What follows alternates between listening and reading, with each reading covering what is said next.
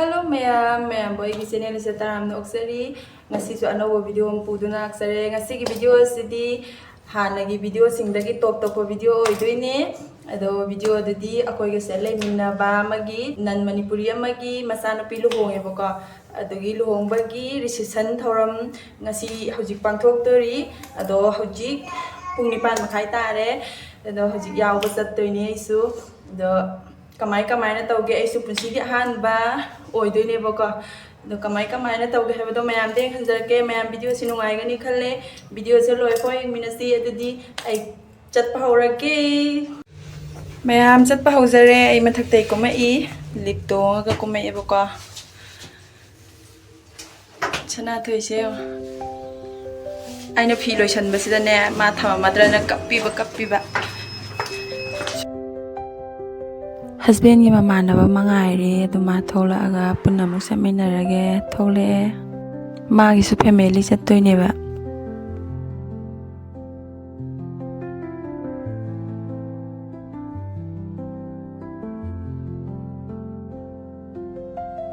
akoi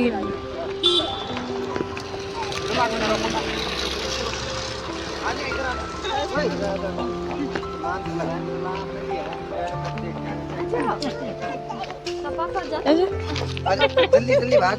गोदी आओ नमस्ते भैया अरे आप कहाँ जा रहे सर अरे ड्यूटी माँ बाप के आ जाओ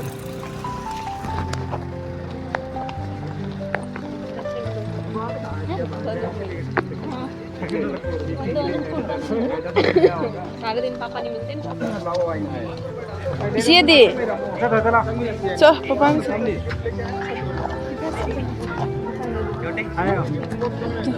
अरे aja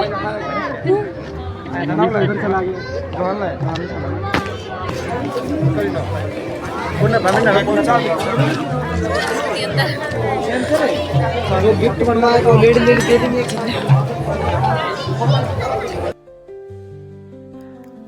reception mafam do yausalle sida kaina bor leire aduga sidana aikhoiga leminaba iche kasardagi do sida leijare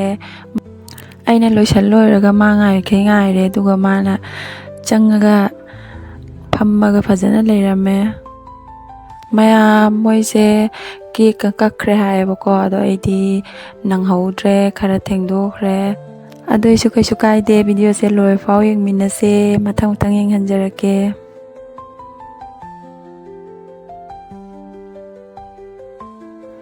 sida ichege bani se phamme aduga ngahatang ibani se lesabi sadok pane angang makai kam ta yaudrobane mandro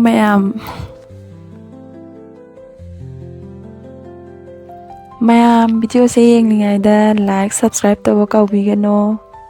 tapthadana sasa tawsan biramo mayam sinane amakta ujadriba sadana iche gai ga de yeng mase yengo side yenga iba mayam se sise akoina dress se mayam dagi top ma set pase manipuri dress da phanek ta se leba ko mayek nai bi aduna yengiba party sida yawa lakpa nupa nupi loina kaina siga bonsiga photo kamine nangi piba changba loina poeng piba changba je photo kamine baduna kaina ga borga se amu hogat amu phamda mawani se am waramane mawong si ude ham wa ba male ko na akoi se photo kape akoi se punna kape ko laibak thibana mingon da phone piraga video nambi ona piram bane ko aduga madi video da di changa click tawda bida video namme na dum leiram medana ko aduga kona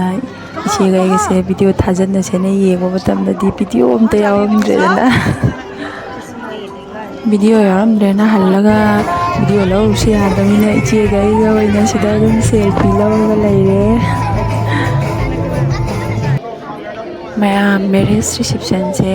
akhoi borga kaina ga se mayum da luhongore aduga kaina sigi moi ꯐꯥꯗꯔꯁꯦ ꯁꯤꯗ ꯊꯕꯛ ꯇꯧꯔꯒ ꯂꯩꯕꯅꯦ ꯑꯗꯨꯒ ꯃꯐꯝꯁꯤꯗ ꯊꯕꯛ ꯇꯧꯔꯒ ꯂꯩꯕ ꯃꯤꯁꯤꯡꯁꯤꯗꯤ ꯃꯣꯏꯒꯤ ꯂꯨꯍꯣꯡꯕꯗ ꯌꯥꯎꯕ ꯉꯝꯍꯧꯗ꯭ꯔꯦꯗꯅ ꯑꯗꯨꯒꯤ ꯃꯣꯏꯅ ꯑꯃꯨꯛꯀ ꯃꯐꯝꯁꯤꯗ ꯕꯣꯔ ꯀꯩꯅꯥꯒꯁꯤ ꯄꯨꯔꯛꯑꯒ ꯊꯝꯃꯒ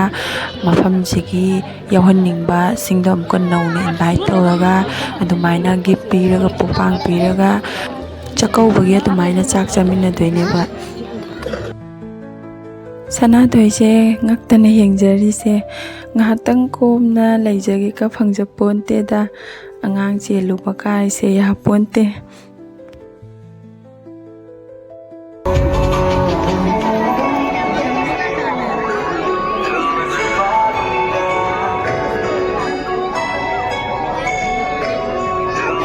ꯅꯪꯅ ꯈ꯭ꯋꯥꯏ ꯂꯝ ꯉꯥꯜꯂꯦ ꯃꯣꯏꯁꯤꯡꯁꯤꯗꯤ ꯂꯣꯏ ꯃꯝꯃꯦꯕ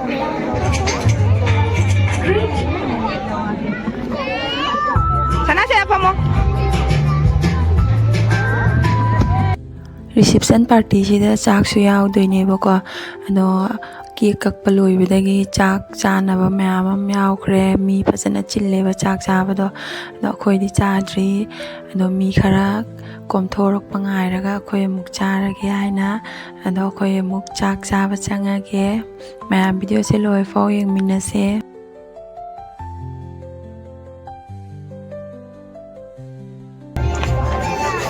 ꯃꯌꯥꯝꯁꯤꯗ ꯆꯥꯅꯔꯤ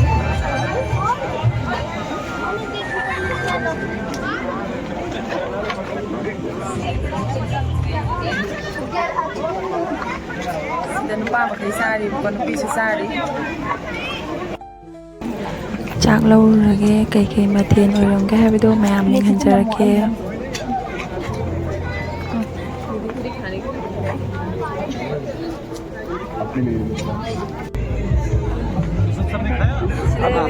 चावल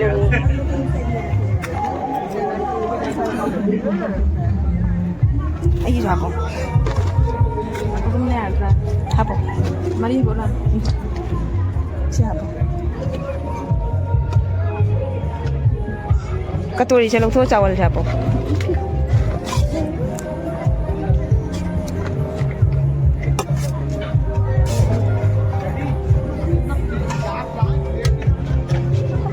ꯑꯩ ꯇꯥꯗꯣꯔꯦ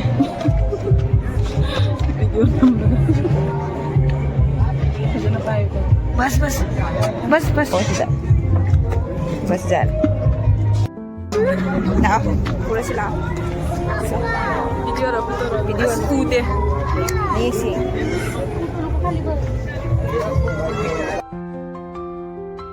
हो गए ना दोनों भी हैं फ्री हो गए जहाँ तलक आहे का काय करणार टिश्यू पेपर हे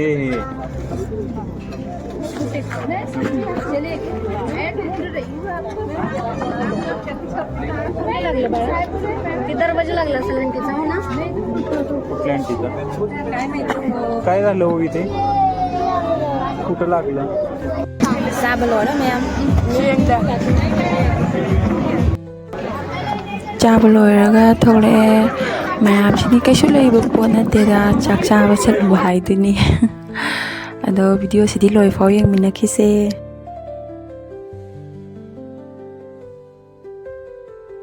ꯀꯩꯅꯥꯒ ꯅꯝꯃꯤꯟꯅꯕ ꯚꯤꯗꯤꯑꯣ ꯌꯥꯎꯔꯝꯗꯕꯒꯤ ꯏꯆꯦꯒ ꯑꯩꯒꯁꯦ ꯑꯃꯨꯛꯀ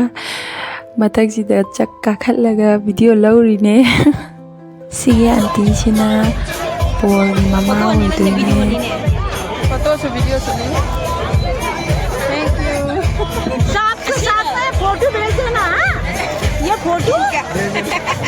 हाँ साथ को दे देना आपकी है अभी आपकी है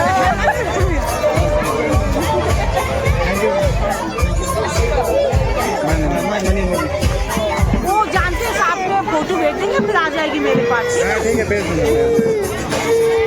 फोटो फोटो ना फोटो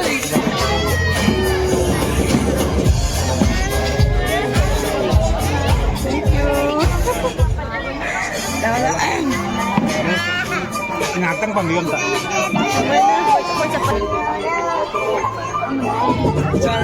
agak sini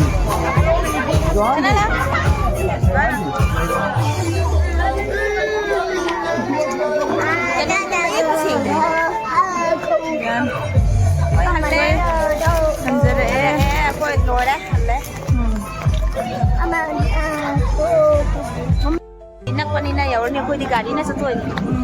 ꯅꯥꯏꯁ ꯂꯣꯏꯔꯦ ꯑꯩꯈꯣꯏ ꯍꯟꯖꯔꯛꯑꯦ ꯅꯨꯡꯗꯥꯡ ꯑꯣꯏꯕꯅꯤꯅ ꯃꯌꯦꯛꯇꯤ ꯌꯥꯝ ꯁꯦꯡꯗ꯭ꯔꯦ ꯁꯤ ꯕꯤꯜꯗꯤꯡꯁꯤꯗꯅꯦ ꯑꯩꯈꯣꯏꯅ ꯆꯠꯂꯨꯏꯗꯣ ꯑꯩꯈꯣꯏꯒꯤꯅ ꯁꯤꯗ ꯑꯩꯈꯣꯏꯒ ꯍꯦꯛꯇ ꯊꯪꯅꯕ ꯕꯤꯜꯗꯤꯡꯅꯦ ꯃꯌꯥꯝ ꯑꯩꯒꯤ ꯔꯨꯝ ꯌꯧꯁꯜꯂꯛꯑꯦ ꯉꯁꯤꯒꯤꯗꯤ ꯃꯇꯥꯡ ꯁ꯭ꯋꯥꯏꯗ ꯂꯣꯏꯁꯤꯟꯖꯔꯒꯦ ꯕꯥꯏ